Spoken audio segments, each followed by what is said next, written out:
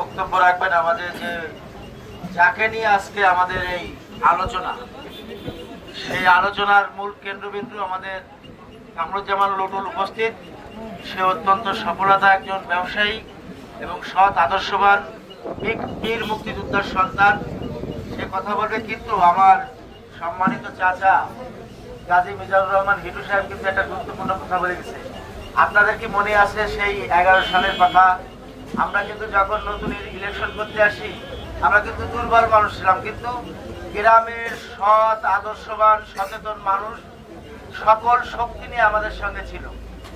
আমাদের যখন মা বোনেরা যখন ক্যাম্পিং এর জন্য যাইতো বিভিন্ন পাড়ায়, তাদেরকে বলতো কি যে এই ইলেকশন শেষে 5,000 কাপড় রোজগার কিন্তু বাড়বো। মনে আছে আপনাদের সেগুলো? এখনো কিন্তু সেই বাহিনী কিন্তু আবার আমাদের সামনে এসে আছে, তাই না? আমাদের কিন্তু খুব ধৈর্য ধরতে হবে, আমাদের গার উপর অনেক অত্যাচার সয়ে যেতে হবে, কিন্তু আমাদের লক্ষ্য একটাই, যাতে আল্লাহ রাব্বুল আলামিন আমাদের ক্যান্ডিডেটকে আমাদেরকে বিজয়ের মালা 8 তারিখে পরাবে ইনশাআল্লাহ। আমাদের সেই মনের শক্তি আছে।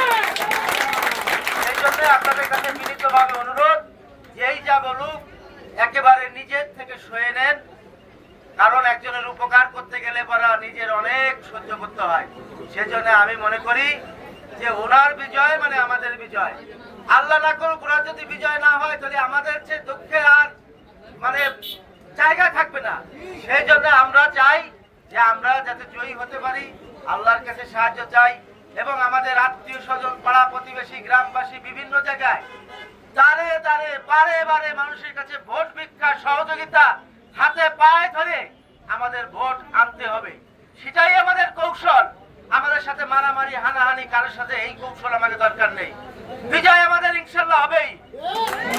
আর আমাদের বিরুদ্ধে যে অপপ্রচার করা হচ্ছে আল্লাহর তরফেতেই এই 24 তারিখের পরে থেকে সেইগুলো বন্ধ হয়ে যাবে ইনশাআল্লাহ। আমরাও কিন্তু বসে নাই। আমাদের নেতা জননেতা শেখ ফজলুল করিম সেলিম এমপি মহোদয় আমাদের প্রার্থীকে যেভাবে স্নেহ করে আমাদের সংসদ, আমাদের 45 বছরের নেতা যেভাবে ভালোবাসা তাকে দিয়েছে, এই গোপালগঞ্জে কিন্তু কাউকে দেয় নাই। আমি যখন নির্বাচনের নাম নিছি, তখন আমার এই শ্রদ্ধাভাজন মুরব্বী ছিল আমার চাচা এম শাহজাহান ভুঁইয়া ছিল।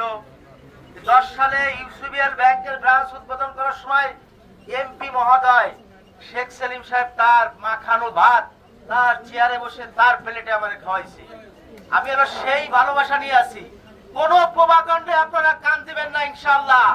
আমাদের এমপি মহোদয় আমাদের